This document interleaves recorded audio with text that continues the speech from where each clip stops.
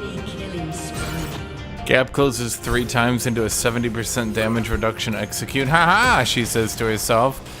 Using Riot's perfect gameplay, I have outplayed you. Clash with me! Your team has destroyed a turret.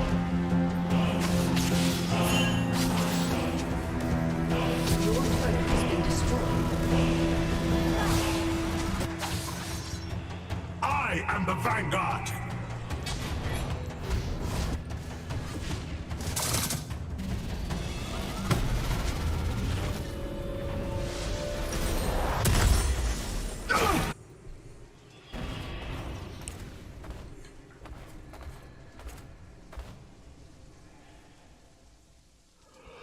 Dude, the problem is if like tanks have actual items you can build to counter them, but then Riot makes these champions that are early game, late game, all game hyper carry, giga mobile monster tanky champions.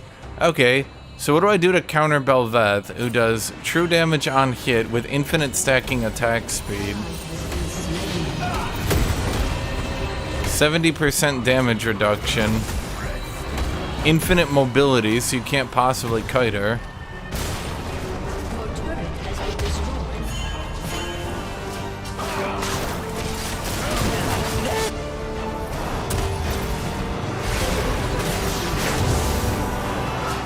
Mother would love this here. Son fighting to the death.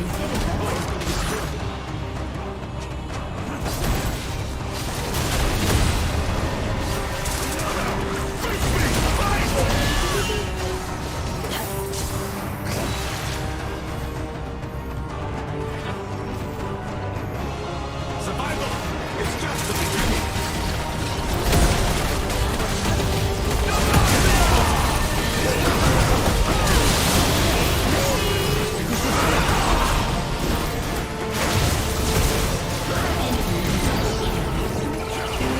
Yep.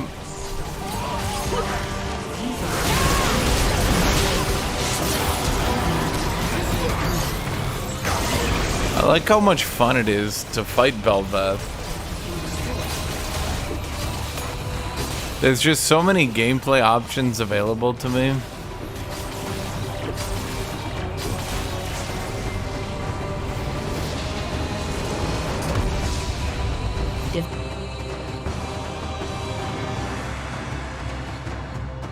Of course, because when you give a champion true damage on hit, they always build tanky, and they always, always, always build tanky every single time.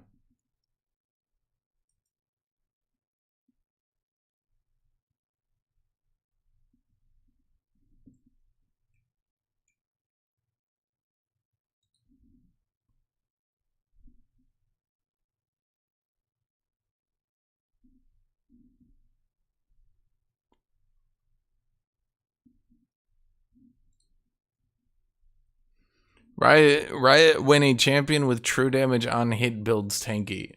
Be like, oh no, how did this happen? It's only happened literally every time. Oh. Hmm.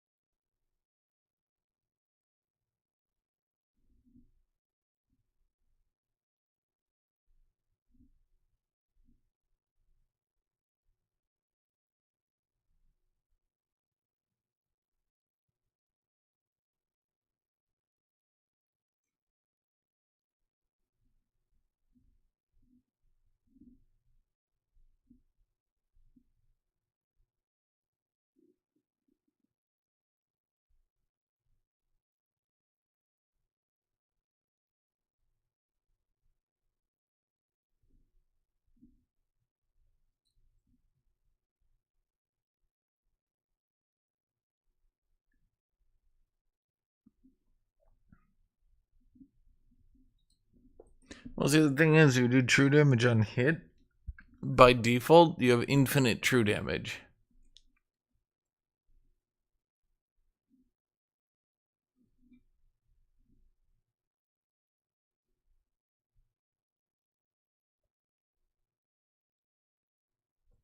So, inevitably, once you have enough damage to kill everyone, you just start building tanky.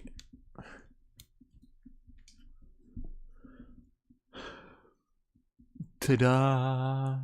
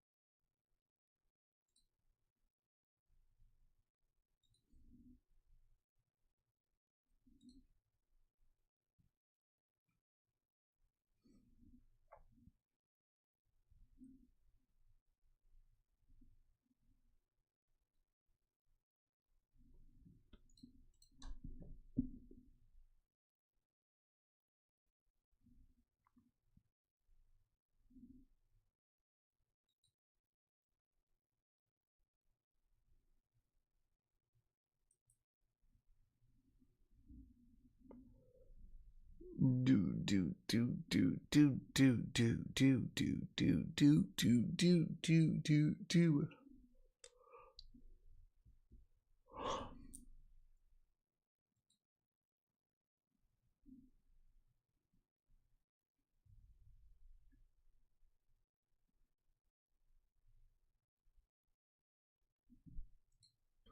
Yoink that last pick. Actually, not last pick. Holy shit, Gangplank's banned? That's ridiculous. How am I supposed to fight Gangplank?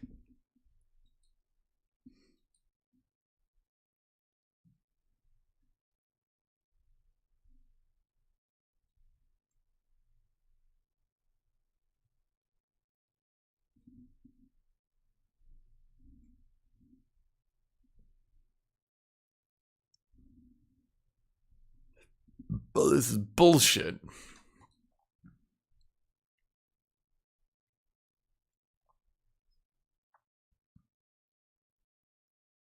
Hmm.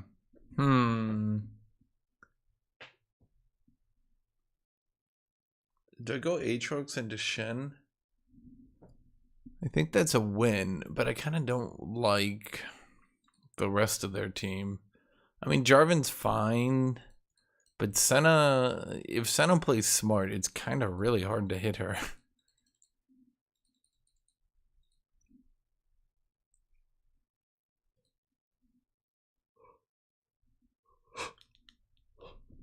I'm not sure why they first picked that.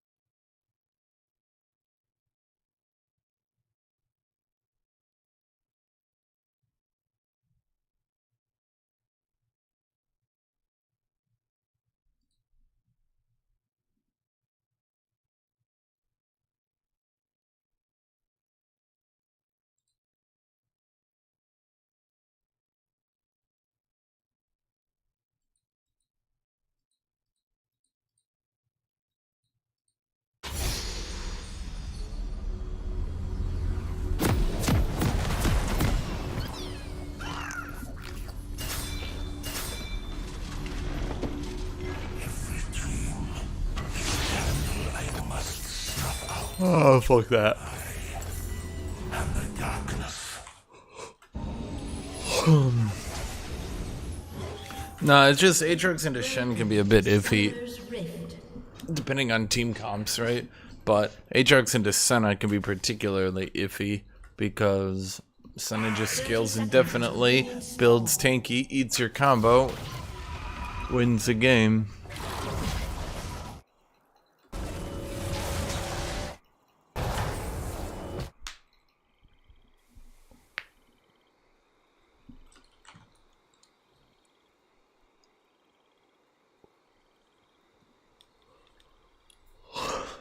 The only peace I seek is death. Minions have spawned.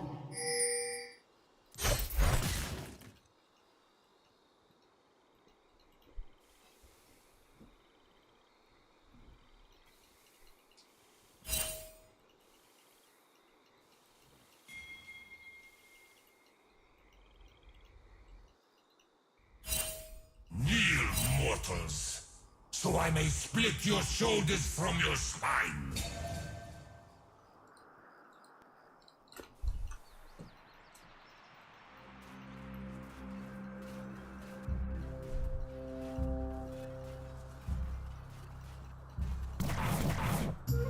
Your death awaits!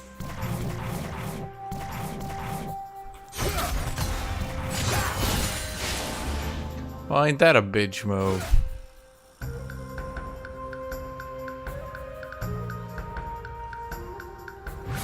Look at that dude just running away.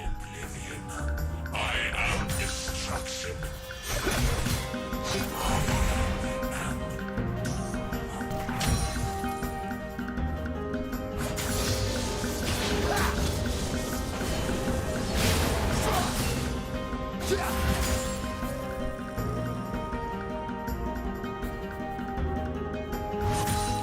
Now comes everyone's favorite TV show. Will I get ganked?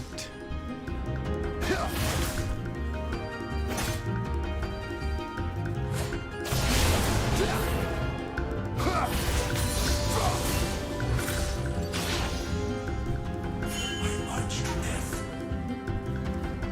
I wish it was my own.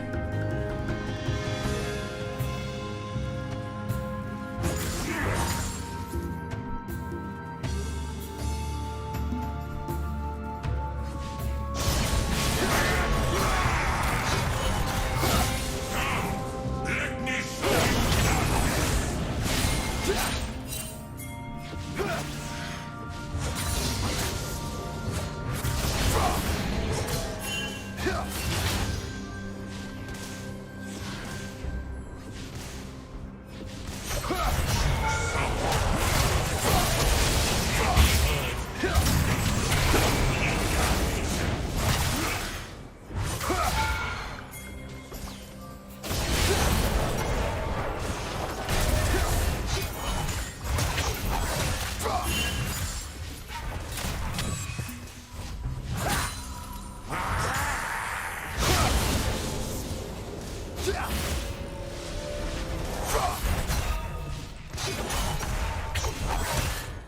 Oh, I could have killed him there.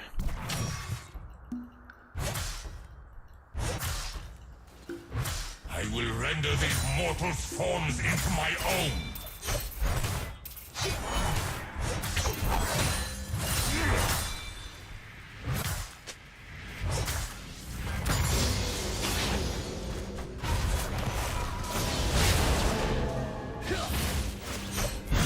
I am not your enemy. I am the enemy. Do do do do do do do do do do do do do.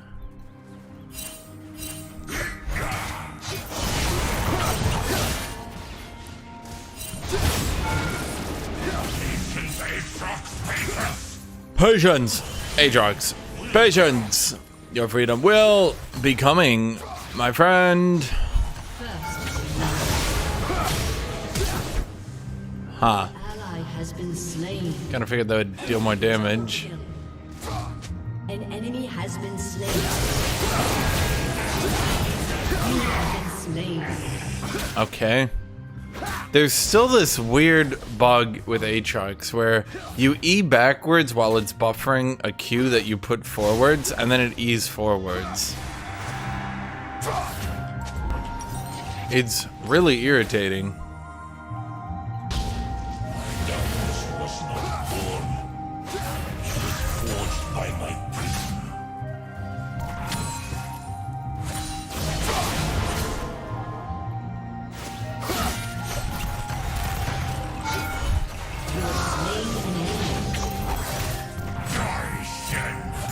Knowing the eye of the twilight is blinded and black. An ally has been slain.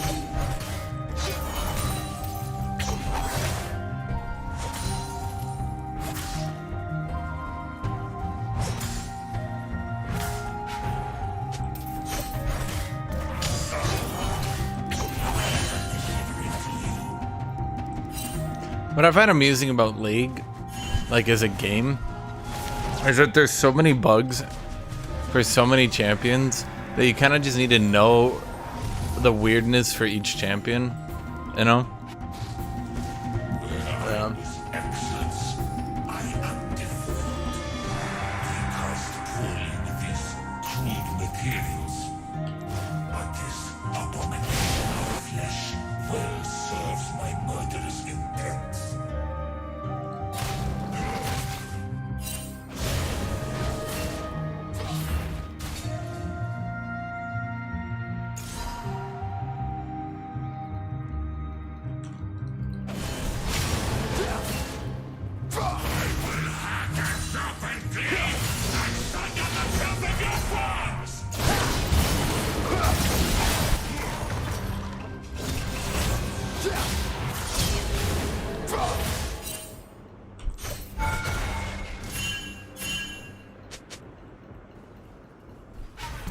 By suffering, I will make it.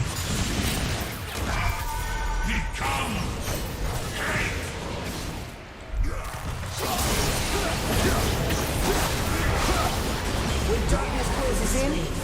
Huh. My W seems to have preferred a minion.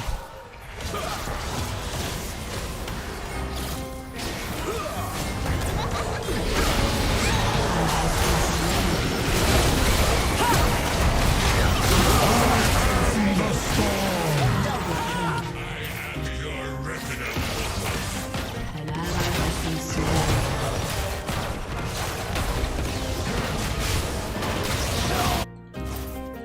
An enemy has been slain. Yeah, I was about to say, I mean, I don't think Jarvan does that.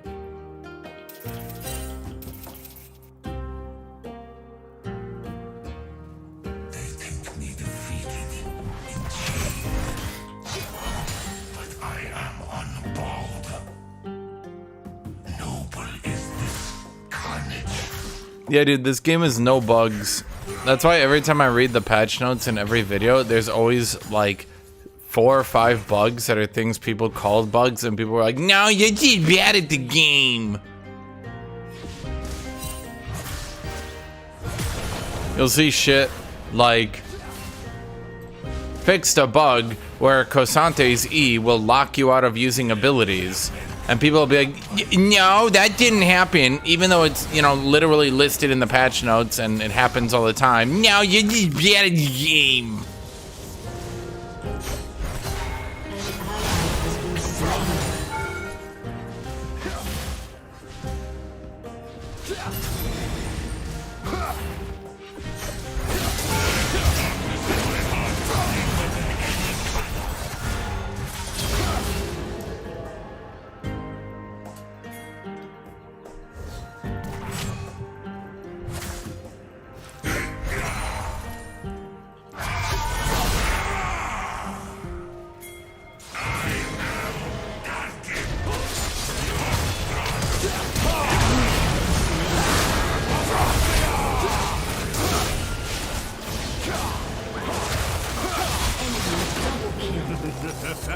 An enemy has been slain. An ally has been slain. Shut down. Yeah, there'll be bug fixes literally every fucking patch for the exact shit that people were complaining about. Only for people to be like, no, that thing I'm seeing in front of me did not happen. No.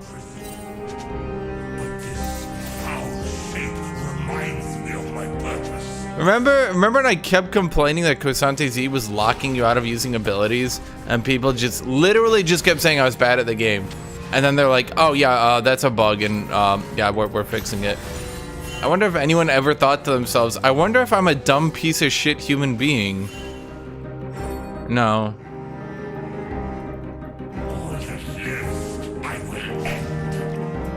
Probably not.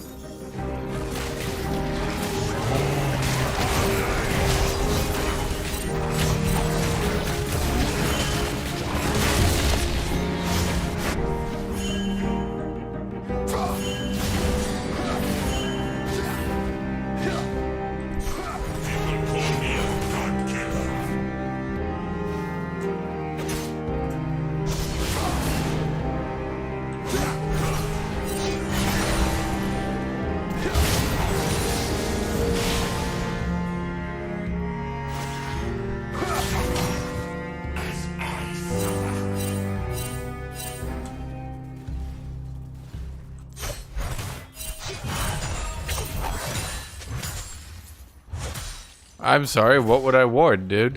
What do you want me to ward? Where would you put a ward down right now?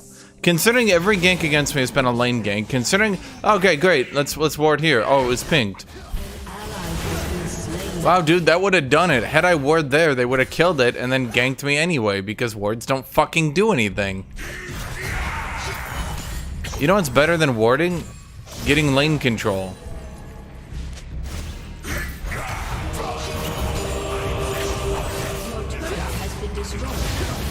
Should I ward here? Oh, that's warded. Oh.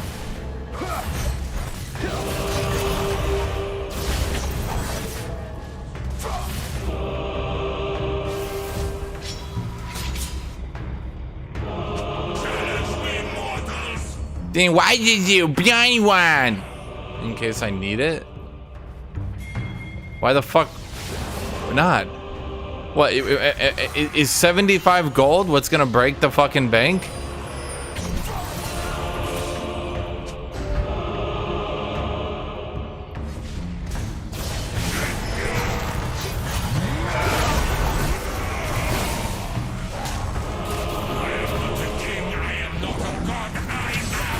You know, I kinda was hoping he'd do something. Oh well.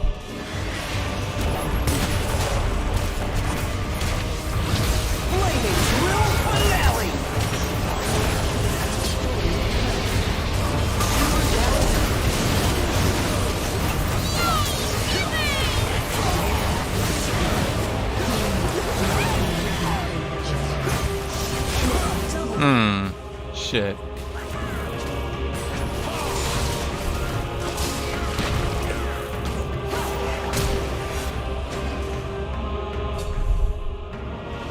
I mean, if Annie had killed the turret after.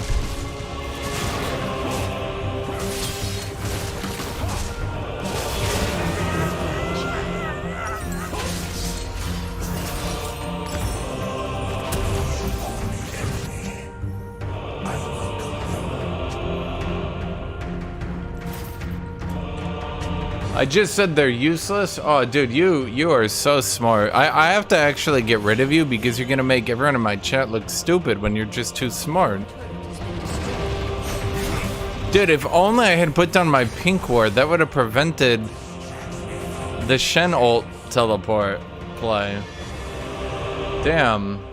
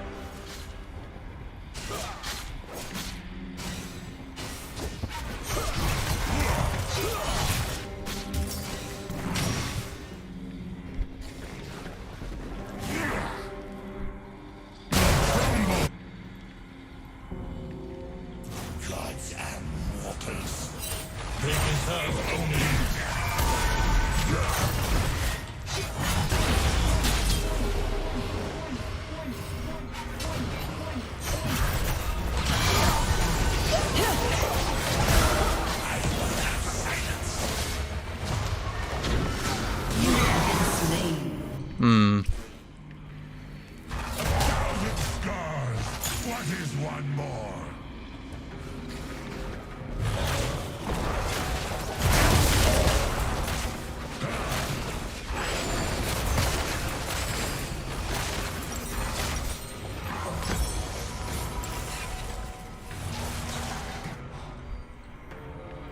Oh, killing Rumble did us a lot of good at any rate. Unstacked his Majais and everything. Oh, that's why I ran on my W so easily. He had a full stack of Majais. All life ends.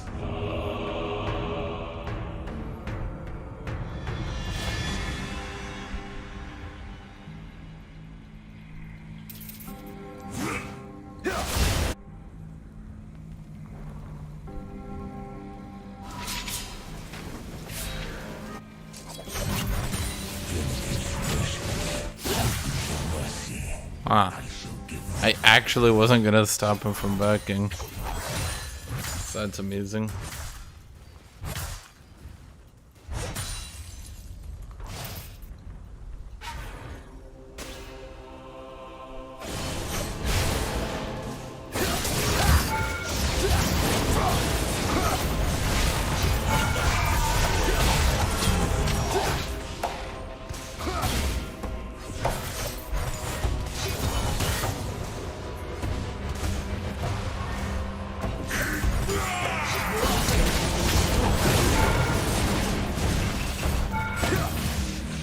Why, turret? An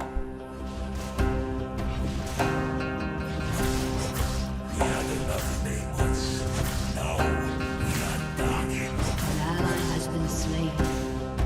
An enemy has been slain. Enemy double kill.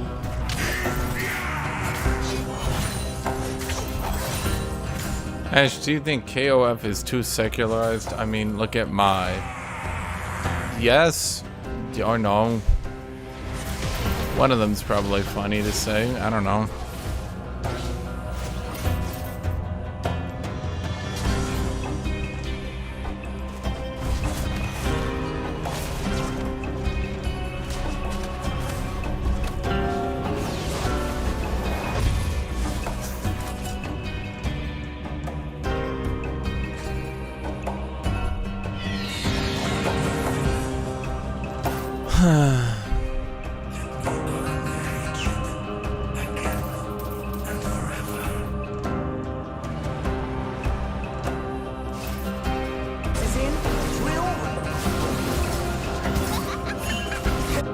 Ally has been slain.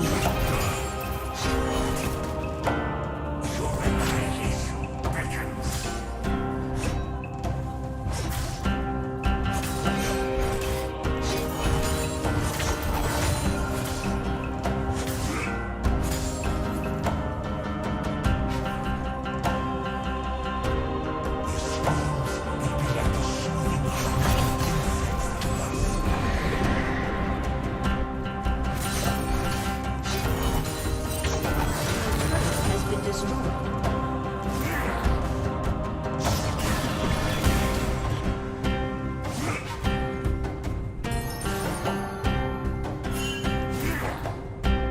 Your team has destroyed a turret.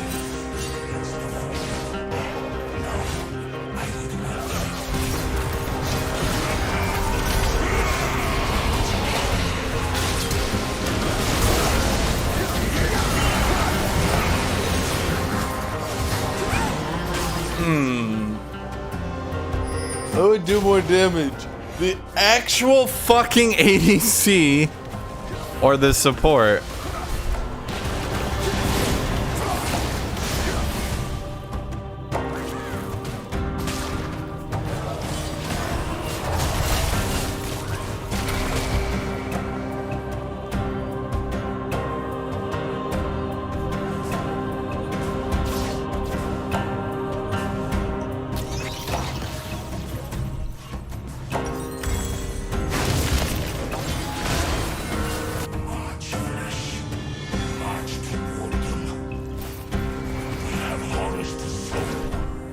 Because Draven went Bloodthirster and has a Senna next to him. He's grown beyond ability to take damage.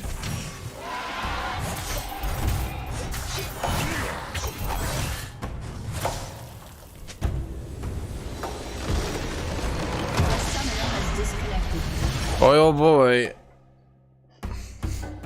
I sure do love my bot divs. Dude, I swear, the more their team plays on top, the more we're going to lose bot lane. It's impossible. I cannot win bot lane if my team plays top. 100% loss rate. Sorry, if their team plays top. If their team ever goes top lane and bot lane's like a 3v2, we will automatically lose. There's nothing I can do about it.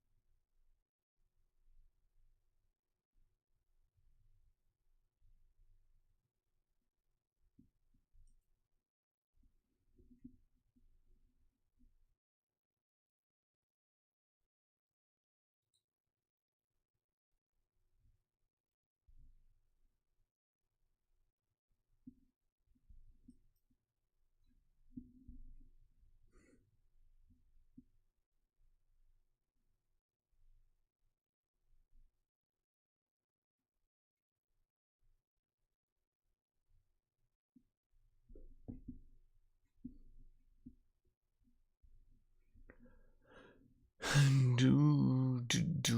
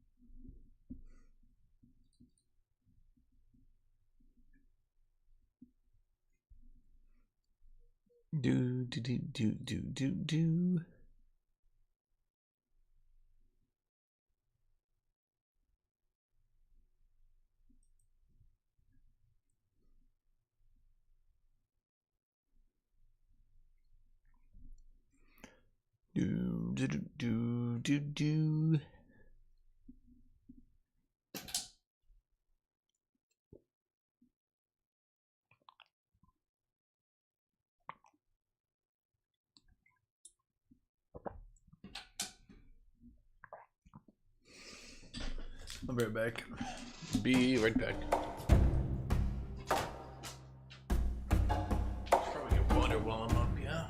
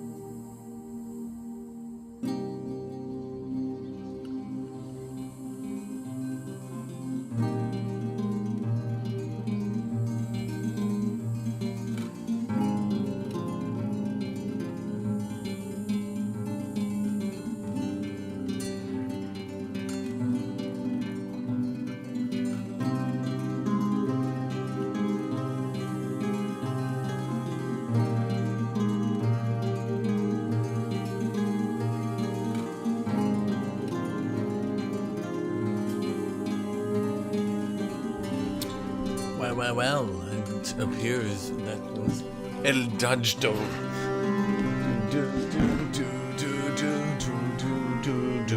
It's not that top lane doesn't matter, in my opinion. It's that bot lane, like ADCs are really overpowered, and when you combo that with dragons just sort of winning the game, there's not much you can do.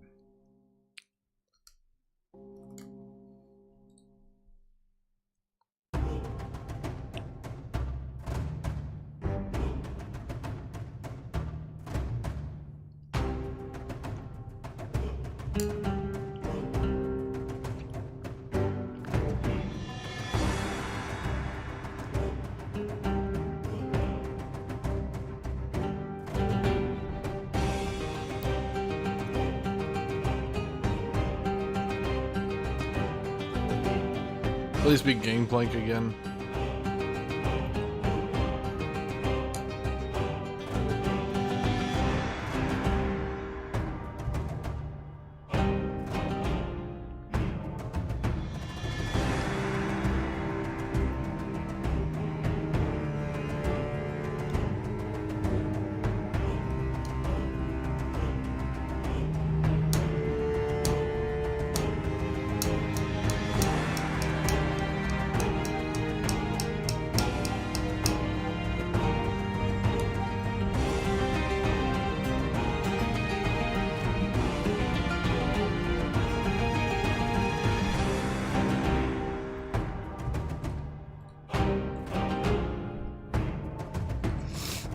I think it's Yasuo top.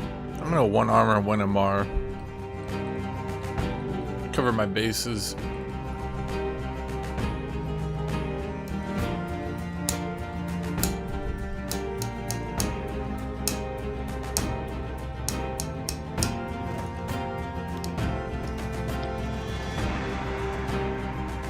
The trucks wouldn't even be smart into Yasuo.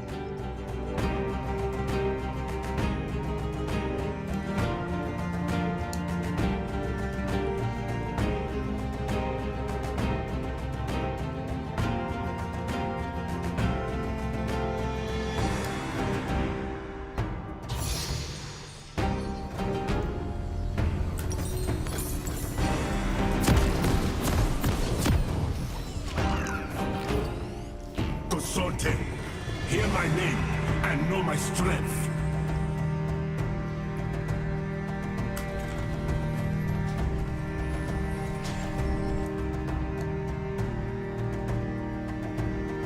Welcome to Summoner's Rift.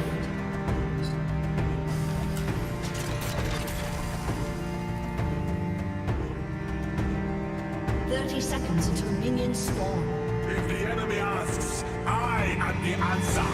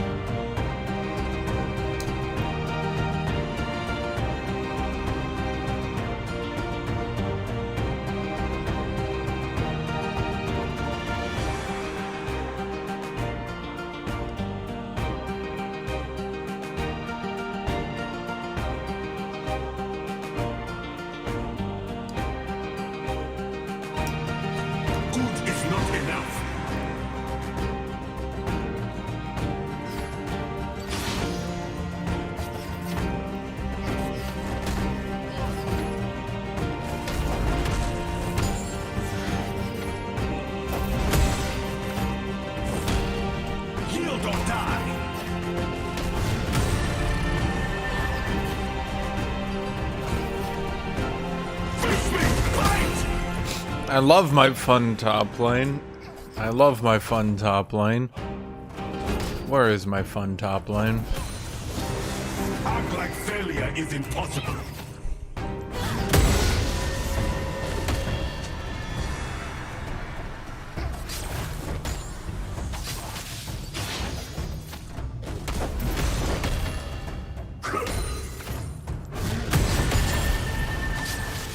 Sometimes a warden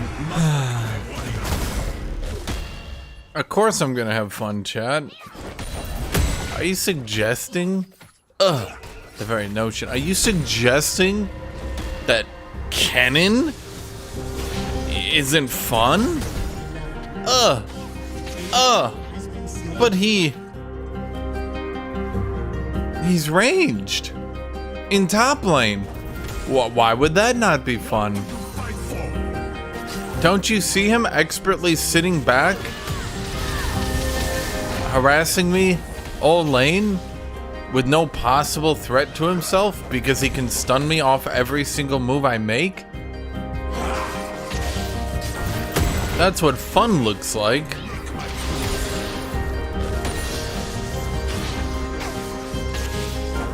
Surely, you jest.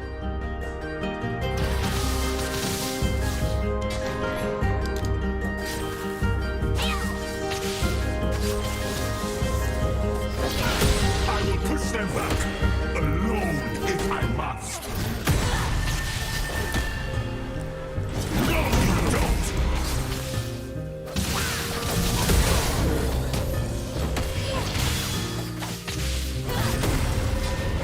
Stand strong. Do not miss our end.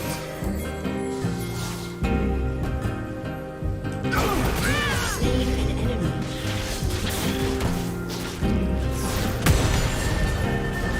Kennen engaged a tank between 20 minions and died. That doesn't feel good. I think Riot's gonna have to buff him. He'd feel better if he won that. Yeah, we're gonna have to buff him.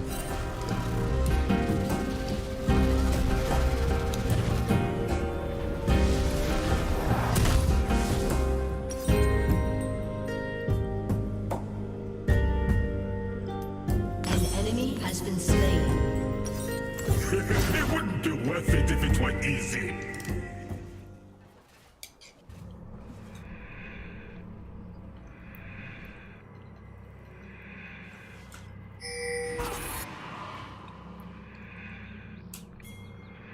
Just because he engaged me between 20 minions and missed every single ability doesn't mean he shouldn't have killed me. Surrender is a weakling's word. It feels really bad when you don't kill opponents for just hitting every button. An ally has been slain. Based on our new feels-based balancing, we're gonna have to buff him. Enough! You won't last. Enemy killing spree.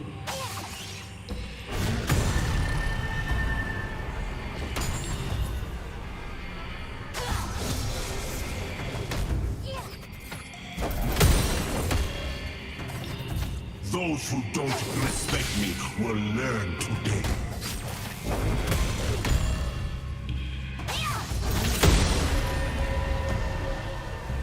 No, you don't!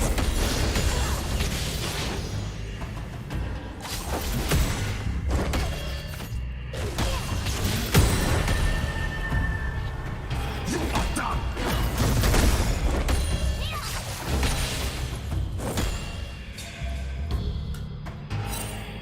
Dude, ADC feels bad, but it wouldn't feel good if they were nerfed. I wonder how Riot's gonna justify nerfing them if it will feel bad.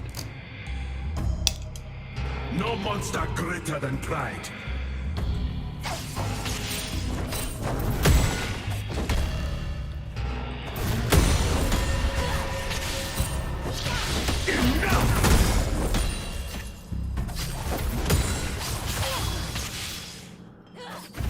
Ascended warlords monsters, they are not so different.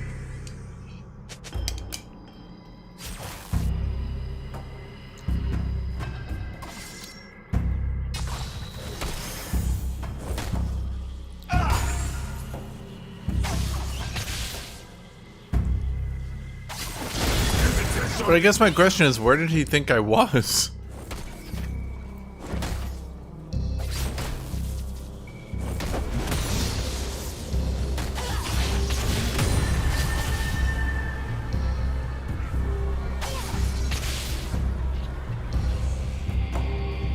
Shift like the sun, strike like the eagle.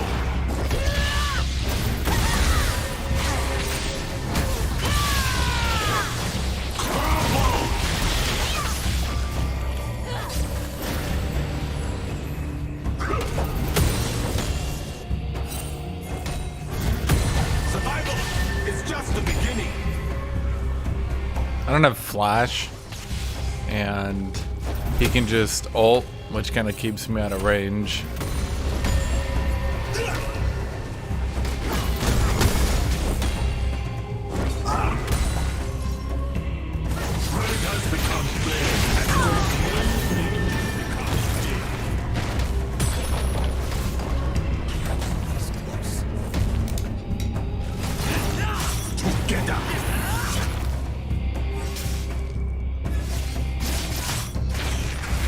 Shut down.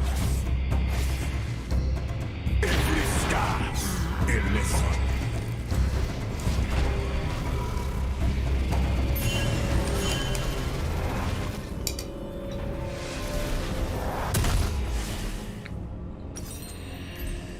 Oh, so you're being too harsh.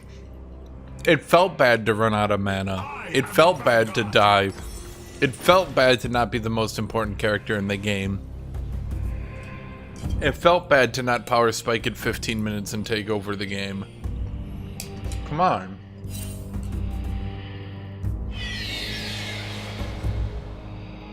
We were friends, then lovers, then apart. Some hunts fail, some love stories too.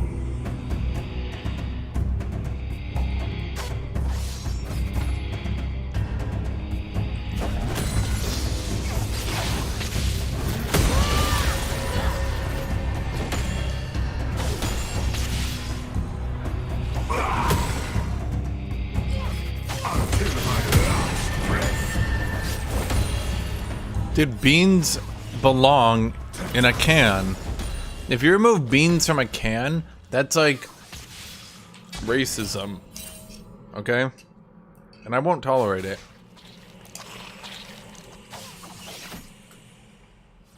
Open battle honors the hunt.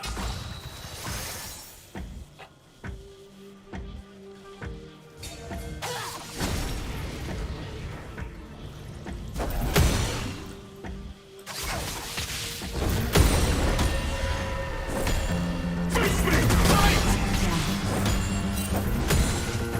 Roar with every step.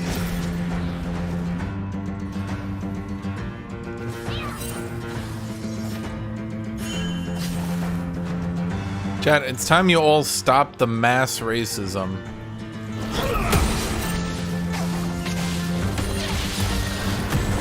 If the enemy asks, I am the answer.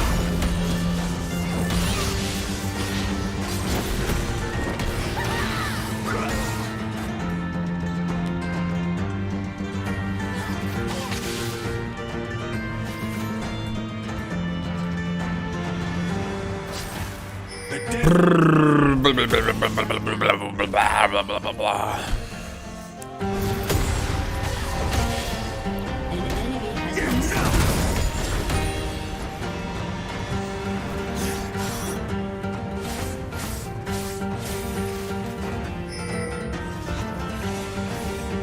good is not enough. An ally has been slain. An ally has been slain.